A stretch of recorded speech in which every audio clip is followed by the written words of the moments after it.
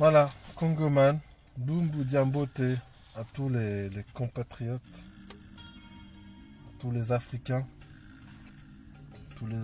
fidèles à l'Afrique, et tous les Africains sauf au Rwandais, au Burundi et à l'Ouganda. Vous êtes les bourreaux de l'Afrique en fait. C'est vous qui faites du mal à l'Afrique. C'est vous qui faites du mal à l'Afrique.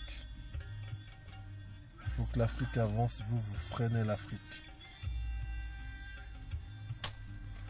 On va pas crier tout le temps pour rien, tout le temps hurler ah je vous maudis vous les Rwandais. Enfin, voilà, je vais me contenter de vous lire un passage d'un truc qui m'a interpellé.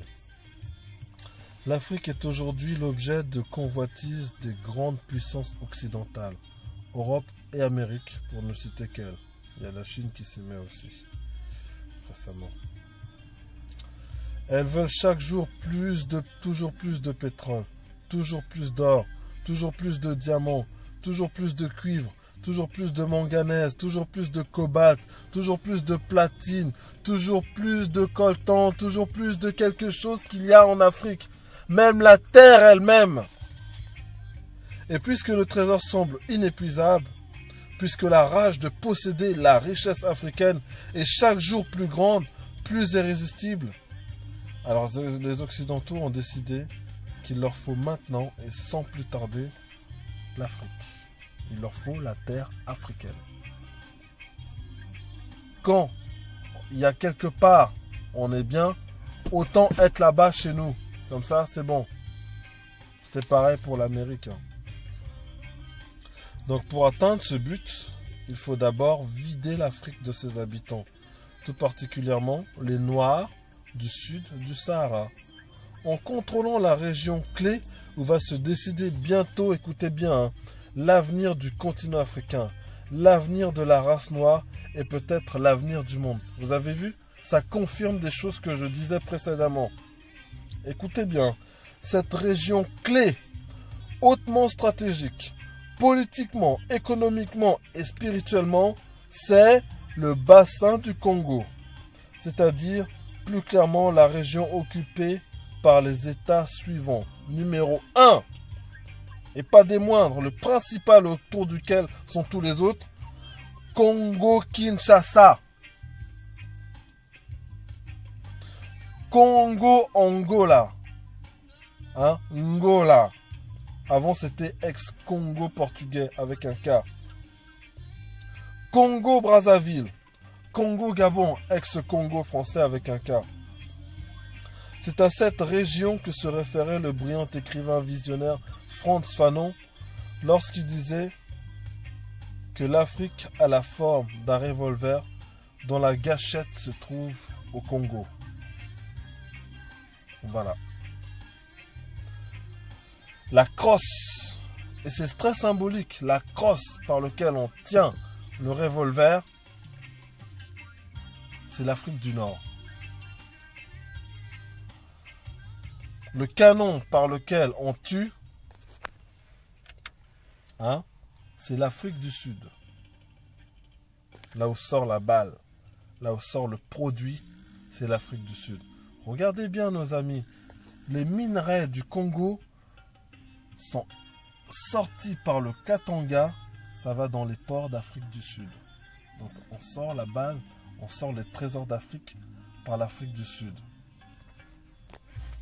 On sort le flingue de son étui par la crosse. Donc on sort l'Afrique par la crosse. Par où est-ce qu'on sortait nos frères d'Afrique pour les amener en esclavage? Par le haut là-bas, par la crosse. Mais où est l'élément essentiel du flingue? Là où on tire. Là aussi on ne tire pas, il n'y a pas de mort. Là aussi on ne fait rien.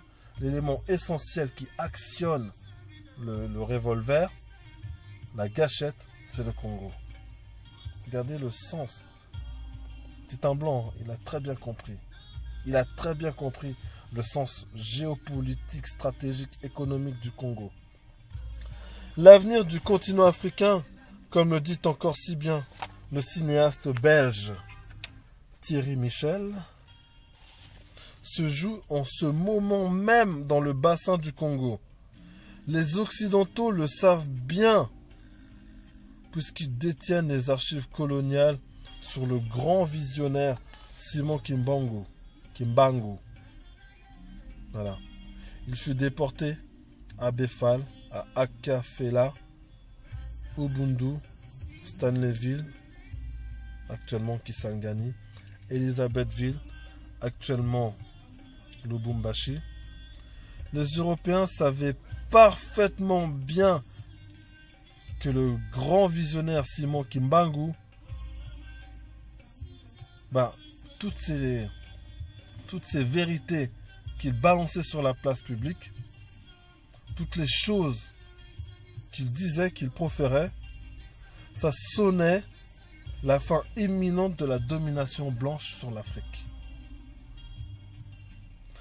Il annonçait véritablement, il préparait, il était en train de mettre en place, il, si vous me permettez, prédisait, parce que c'est un visionnaire, il voit loin.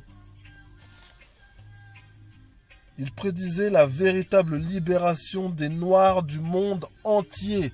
Pas simplement les Congolais, des Noirs entiers.